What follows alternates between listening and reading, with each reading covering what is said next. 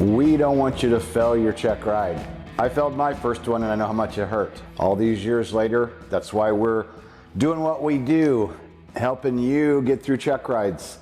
This video series, this is number one of a series of videos we're gonna do for people that are, say, 3 weeks to a month away from a check ride. For this video, this is out there to the public for anyone, whether you're doing one-on-one with your instructor, you're doing a lot of home study, you're using our training inside HOGS. At this point, you should have been through everything. Now it's time to review and start putting things together and doing last-minute stuff. And if you're one of those people, I have right here, written test, get it done. If you're one of these people that you're down to a few weeks away and your written test isn't done, get it done. Okay, so we're going to use two resources today, one top 10 check ride tips and the other private pilot study guide. These are the two things that I told this member when he asked me. He said, hey, you know, I'm a few weeks away. I know this gentleman. He's actually been here to the hangar. We've done a video together. I said, top 10 check ride tips. If you don't have a copy, grab one. It's a very simple book. It's called Top 10, but Taz Chrisman and I put this together, and I'm telling you, he's been CFI 25 years. I've been 21 years. So our 46 years of experience put together on things we see people mess up. We're going to cover the first chapter in this, okay? And then we're going to test your knowledge on certificates and documents out of the study guide. So let's get rolling. So the first chapter, chapter 1 in here from top 10 check ride tips, start 3 weeks in advance, okay? So that fits the series. This is for people that are approaching the check ride, getting ready. I'm going to talk to you as you're a ground school member. You can be studying whatever form is working for you, but if you're a ground school member, you should have went through 100% of all the HOGS videos and be going back now to refresh on any areas that you feel like you may be lacking. I have to say, I harp listen videos all the time. PTS, PTS, PTS. Yes, eventually it will be called the Airman Certification Standards. It's not yet for helicopters as the making of this video. I'm going to ask you 5 questions. If you're watching this video, take the time to write it down. I'll go kind of slow. I'll go through the questions. I want you to think about it, and then we'll go back and get the answers. We are starting with certificates and documents, chapter 1 of the study guide, because this is where the check ride is going to start. What is the definition of night? I've seen people mess this up over and over again. Can't stress enough. Going over this basic stuff. There's a lot to the night, so spend the time on it. What is the definition of night? Next, do you use the main fuel tank capacity or fuel capacity for pre-flight planning? Good question. Do you use the main fuel tank capacity or usable fuel capacity for pre-flight planning? In the world of flight training now, a lot of you are getting the benefit of being able to do some of these things with an electronic version versus the old way where we spent hours and hours and hours doing the old-fashioned cross-country way.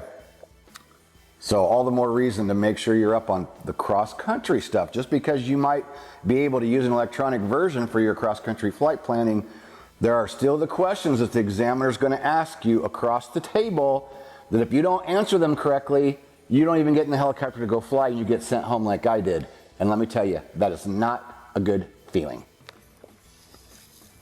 Next question, what is standard empty weight? Answer this as though you're sitting across the table from the examiner the day of your check ride.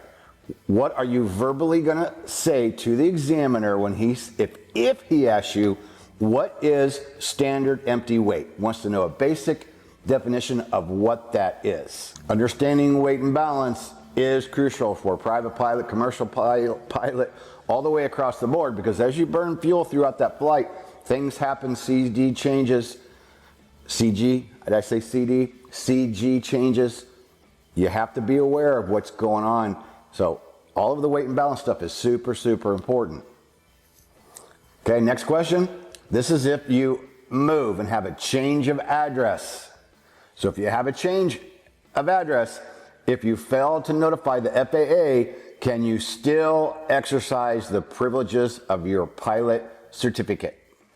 So this is a follow-up question in the study guide for if you change your permanent mailing address, how long do you have to notify the FAA? So let's throw that in there too. Do you know?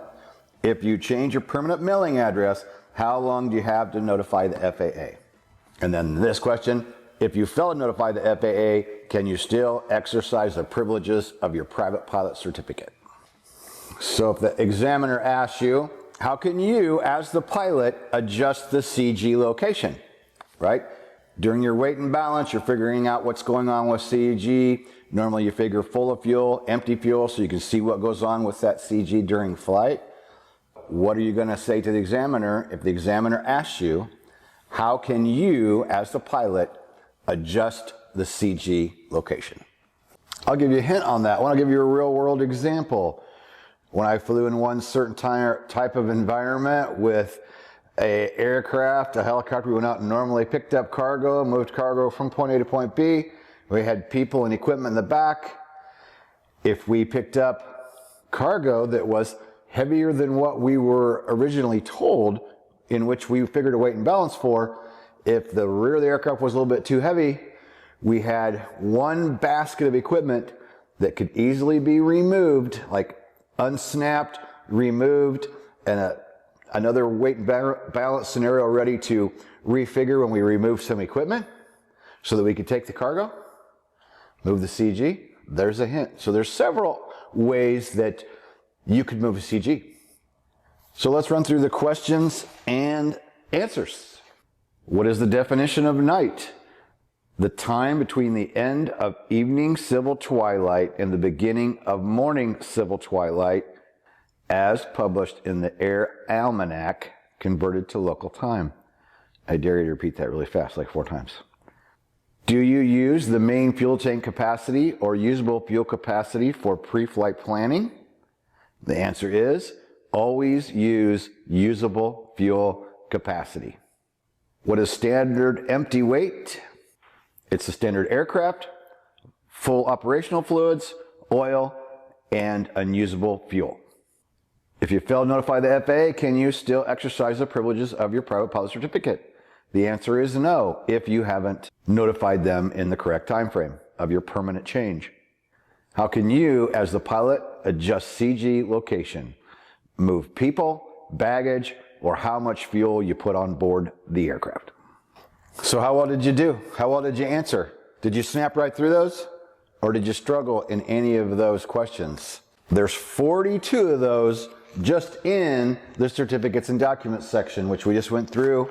That's where the Checkride majority of the time starts. They start asking you all those questions from certificates and documents, and you want to start the Checkride out.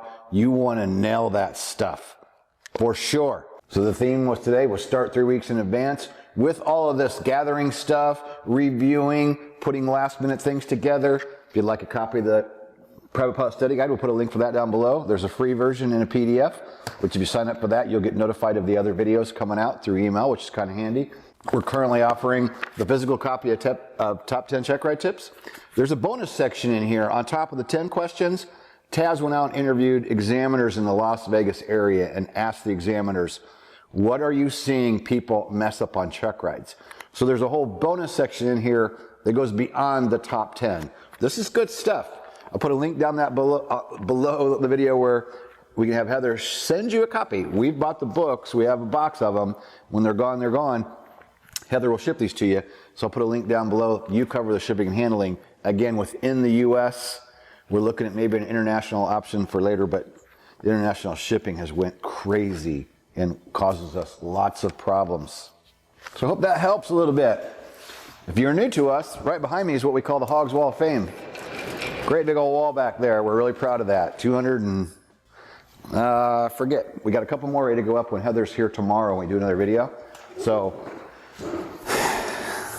what can I tell you? We've been at this a long time. Our ground school memberships, we'll put a link down below for that as well. You can always talk to Heather. You can text or call her at 574-767-1797. She's been with us almost 5 years now. She can talk the lingo with you on memberships and pretty much about anything that revolves around Helicopter Land Ground School. Put the physical copy link down there.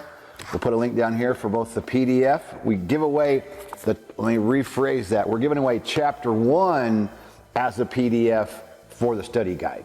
So put a link down below where it gives you 2 options, the free PDF and or the physical copy. The cool thing about the free PDF, you have to sign up for it. We'll send it to your email, and then you'll get notification of the next videos that come out over the next, we'll have them done within the 2 weeks, because we want to get these out for our member that's going through his last several weeks of getting ready. We want to get all these videos out. So all those links are below. Keep studying, and we'll see you in the next video.